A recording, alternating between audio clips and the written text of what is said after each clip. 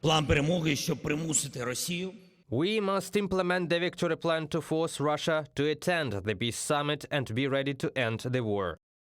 So, the plan consists of 5 points and 3 secret annexes. Point 1 is geopolitical. Points 2 and 3 are military. Point 4 is economic. Point 5 of the victory plan is security. The points are timed.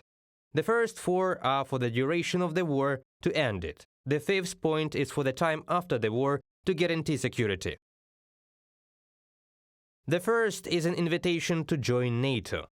We are a democratic nation that has proven that it can defend the Euro-Atlantic and our common way of life, other democratic nations. For decades, Russia has been exploiting geopolitical uncertainty in Europe, namely the fact that Ukraine is not a NATO member. This is what tempted Russia to encroach on our security. Now, the fact that Ukraine is invited to join NATO can be truly fundamental to peace. We understand that NATO membership is a matter of the future, not the present. But Putin must see that his geopolitical calculations are losing. Russians must feel it, that their Tsar has lost geopolitically. I thank all our partners who support that an invitation to Ukraine to join NATO now, with membership later, strengthens everyone. An invitation is a strong decision that requires nothing but determination.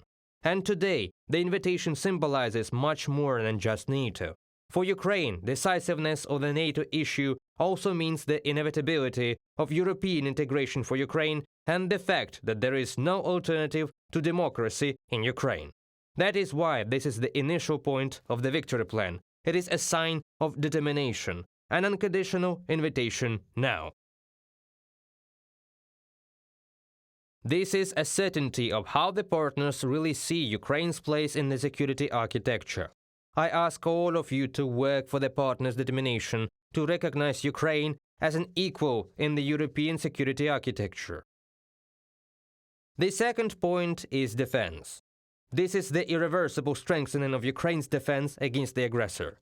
It is realistic to defend our positions on the battlefield in Ukraine and at the same time bring the war back to Russia, so that Russians can really feel what war is, and despite Russian propaganda, start turning their hatred towards the Kremlin. We are not naive. Ukraine does not and will not believe that most Russians will realize the depths of Russia's moral decline. But they must feel the fall of the Russian army. And this will be a defeat for their ideology of war. There is a clear list of weapons that can support such a force of our soldiers, and thanks to the Kursk operation we have seen that Putin does not have enough strength to hold on when we press really hard.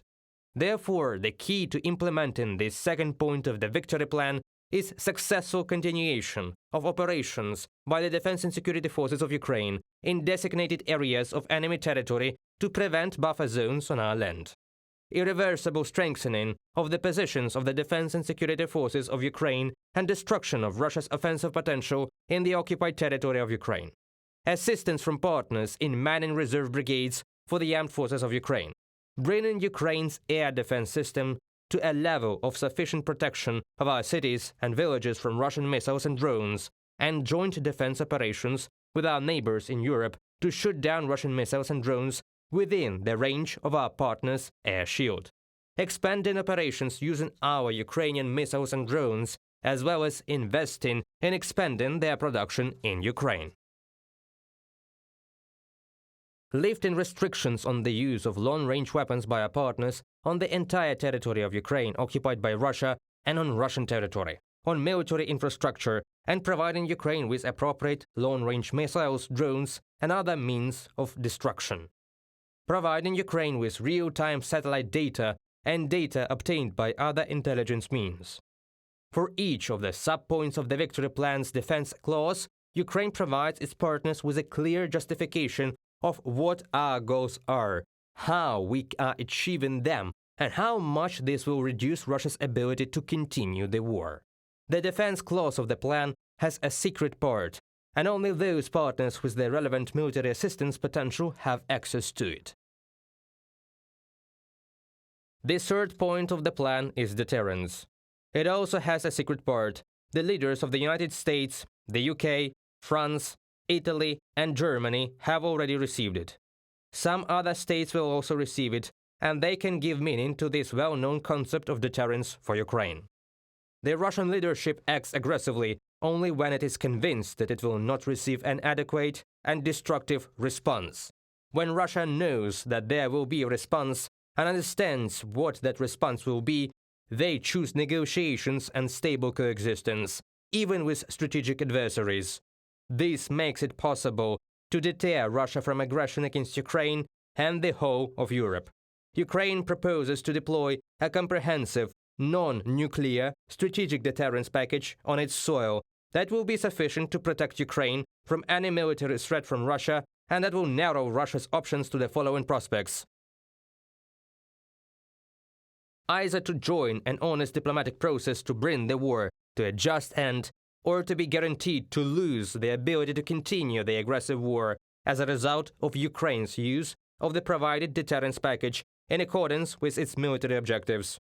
That is, the deterrence package means that Russia either goes into diplomacy or goes to the loss of its war machine. Peace through strength. It works equally well on both sides of the Atlantic, and this point can be ensured in particular by funding within the framework of already concluded security agreements with partners and certain amounts of financial support. The fourth is strategic economic potential.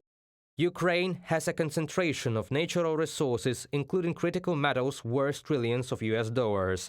These include uranium, titanium, lithium, graphite, and other strategically valuable resources that will strengthen either Russia and its allies, or Ukraine and the democratic world in global competition. Deposits of critical resources in Ukraine, along with Ukraine's globally important energy and food production potential, are among Russia's key aggressive goals in the war. And this is our opportunity for growth. Ukraine's economic growth, the economic strengthening of the European Union for the sake of Europe's economic and, in many ways, economic autonomy. And this is an opportunity for the United States and all partners in the G7 to work with Ukraine, an ally that can provide a return on investment. The economic pillar of our strategy has a secret part that is shared only with certain partners. Ukraine is proposing that the US, together with designated partners, including the EU, of which Ukraine will be a part, and other partners around the world, conclude a special agreement to jointly protect Ukraine's critical resources, jointly invest and use the relevant economic potential. This is also peace through strength, economic power. This is an agreement that will organically complement and strengthen the existing system of economic pressure on Russia, namely all existing sanctions against Russia, oil price caps, export restrictions to Russia, and other pressure measures. Russia's allies in the world must see that this regime has no economic future. And the fifth point is designed for the post-war period. After this war, Ukraine will have one of the most experienced and largest military contingents. These people are our soldiers who will have real experience of modern warfare, successful experience of using Western weapons, and diverse experience of interaction with NATO troops. This Ukrainian experience should be used to strengthen the alliance defense and security in Europe.